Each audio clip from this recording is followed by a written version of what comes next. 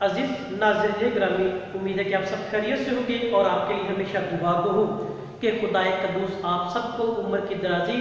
اور آپ کو اس زندگی میں اس ابدی پیغام اور مقصد کو جاننے کا ایک خاص قوت طاقت عطا کرے، تاکہ جس کے وسیلے سے آپ اس خدا کے ابدی عہد کے وارث ٹھہر سکیں۔ انسان کی زندگی کے اندر بے شمار الفاظ اس کی روزمرہ زندگی میں کارآمد ثابت ہوتے ہیں، جن کی بنیاد پر انسان ان سے سیکھتا ہے یا ان کو اپنی زندگی کا حصہ بنا کر اس ابدی سفر اور خدا کے پیغام کو جان سکتا ہے۔ ان الفاظ کی تعداد تو بے شمار ہے، لیکن آج ان میں ایک مرکزی لفظ پر بات کریں گے، اس کی حرفی ساختیات کو دیکھیں گے کہ وہ لفظ کس اعتبار سے میری اور آپ کی زندگی کی ترجمانی کرتا ہے، یا کس طریقے سے آج ہم اس کو اپنی زندگی کا محور بنا کر کیسے اچھے سے اچھا انسان بن سکتے ہیں اور خدا کی قربت میں اس کے مستحق ٹھہر سکتے ہیں۔ وہ لفظ آپ کے سامنے لکھا ہوا بھی ہے جسے ہم محبت کے نام سے یا لو کے نام سے اکثر اوقات دہراتے ہیں۔ اکثر اوقات ہم اس کو اپنی روزمرہ زندگی میں اپنی ایکٹیویٹی یا سرگرمی میں اپناتے بھی ہیں، لیکن مجھے یہ افسوس کے ساتھ یہ کہنا پڑا کہ ہم شاید آج تک اس لفظ کی ساخت کو، اس کی حرفی ساختیات کو یا اس کے مرکزی مفہوم یا مطلب کو نہیں سمجھ پائے۔ لیکن آج میں بھی تھوڑی سی اس میں رہنمائی کروں گا، میں بھی آپ کے ساتھ مل کر سیکھوں گا کہ آج اس لفظ کی مرکزی ساخت کیا ہے، اس کا مرکزی مفہوم اور مطلب کیا ہے۔ ان ساری باتوں کو ہم آج مختصر انداز میں جاننے کی کوشش وہ کریں گے۔ اگر اس لفظ کی بات کریں تو یہ ایک کیفیت ہے جو انسان کو روحانی طور پر اس کی باطنی خصوصیت کو امپروو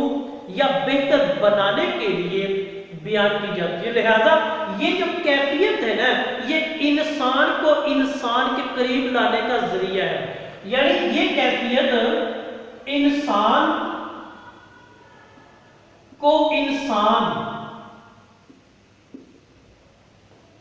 کے قریب لانے کا ذریعہ ہے۔ تو لہذا اس سٹیٹمنٹ کی روشنی میں، اس جملے کی ساخت کی روشنی میں آپ اس بات کو بآسانی طریقے سے سمجھ سکتے ہیں کہ محبت کا مرکزی دار و مدار، اس کی حرفی ساختیات یا اس کے پس منظر پہ چھپا ہوا وہ راز وہ کیا ہے۔ عام طور پر ہم اس احساس کو جان نہیں پاتے، ہم نے موجودہ دور کے اندر اس لفظ کی ساخت کی دھجیاں اڑا کر رکھ دی ہے، لیکن آج اس بات کو لازمی طور پر یہ جانیے گا، اس بات کو اپنی روزمرہ زندگی میں اپنانے کی کوشش ضرور کیجیے گا کہ یہ کیا ہے، وہ اس احساس کا نام ہے جو انسان اور خدا کے مابین ایک خاص تعلق کو استوار کرتا ہے۔ تو لہذا دوسری سٹیٹمنٹ میں کہوں گا یہ ایک احساس کا نام ہے۔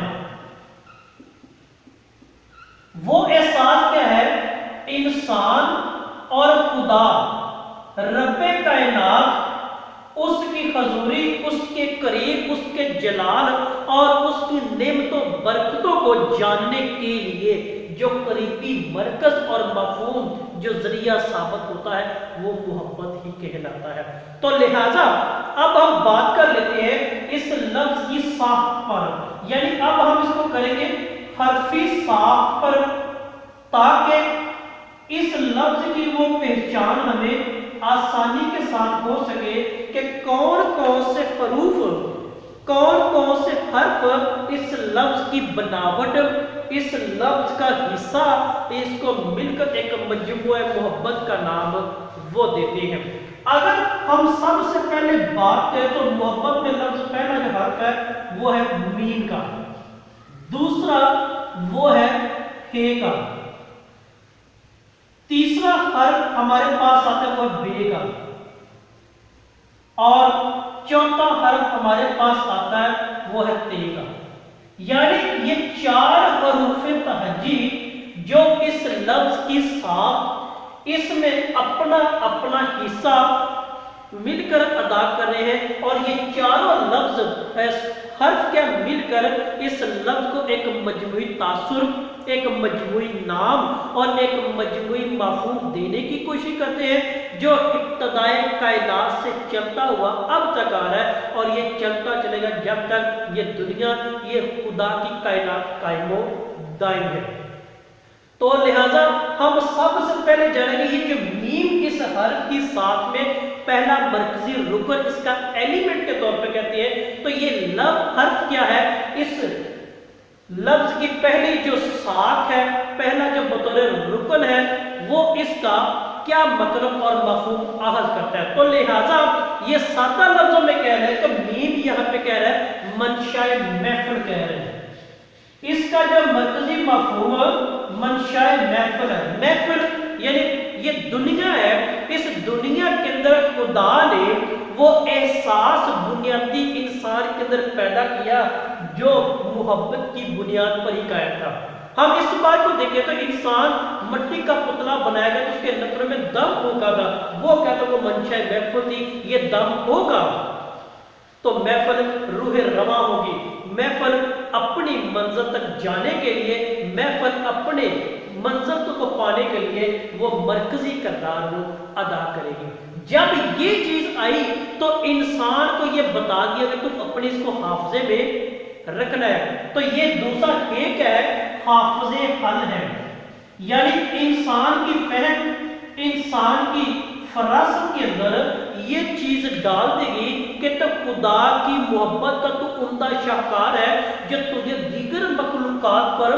برتری کا مقام دلوایا گیا تھا اور تجھے عطا کیا گیا، ورنہ فرشتوں سے افضل بنا ایسے کام نہیں ہے۔ تو نے اس محفل میں، اس دنیا میں رہتے ہوئے خدا کی اس قربت کو، خدا کی اس عطا کردہ عقل، فہم اور فرست کو کیا کرنا ہے؟ اپنے دماغ میں بٹھا کر رکھنا ہے۔ تو بے کیا ہے؟ اب تیسرا لفظ ہمارے پاس اگر باطن و بدن کے حوالے سے ہے، یعنی باطن انسان کے اندر کی بات اور بدن اس کے باہر کی بات، یعنی اندرونی اور بیرونی طور پر ان اینڈ آؤٹ دونوں اعتبار سے تم نے اس کو اپنے حافظے میں بٹھا کر رکھنا ہے کہ تو خدا کی اس محفل کے اندر اپنی منشا نہیں بلکہ خدا کی اس محبت کو تو نے یاد رکھنا ہے جو تجھے دیگر مخلوقات پر فضیلت کا مقام اس نے دیا تھا۔ جب تم ان تینوں چیزوں کو اپنی زندگی کے اندر برقرار رکھو گے تو یہی تمہارا تعلق توانائی بن جائے گا، یعنی وہ تعلق توانائی جو ہم نے احساس کی صورت میں، وہ تعلق توانائی اس کیفیت کی صورت میں جو انسان کو انسان کے قریب لے کے آتا ہے یا انسان کو خدا کی قربت محبت میں آگے بڑھنے کا موقع دیتا ہے، وہ سارے کا سارا کیا ہے؟ وہ منشاء محفل ہے، حافظ حل ہے، باطن و بدن اور توانائی تعلق کی صورت میں انسان کی زندگی کے ساتھ ساتھ چلتا ہے جو اندرونی طور پر بھی اور بیرونی طور پر اوورآل محبت کا نام دیا جاتا ہے۔ اس لیے کہتے ہیں کہ نفرت سکھائی جاتی جبکہ محبت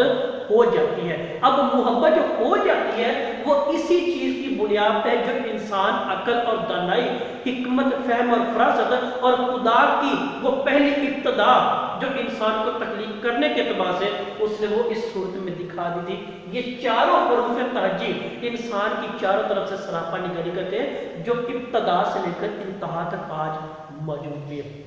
عزیز ناظرین، یہ تھا ہمارا آج کا تحقیقی نقطہ نظر کے حوالے سے لفظ محبت کی حروفی ساخت، اس کا پس منظر اور اس کا مفہوم جو انسانی زندگی کے اندر انبیاء کرام سے چلتا آ رہا ہے، ابتدائے عالم سے اب تک بھی چلتا آ رہا ہے، لیکن جس نے محبت پا لی اس نے خدا کو پا لیا ہے۔ یہ آج کا ہمارا فلسفہ اور مفہوم تھا۔ اگر آپ کی اس حوالے سے کوئی رائے ہے، اس حوالے سے آپ آگاہ ضرور کیجیے گا۔ آپ کا بہت شکریہ۔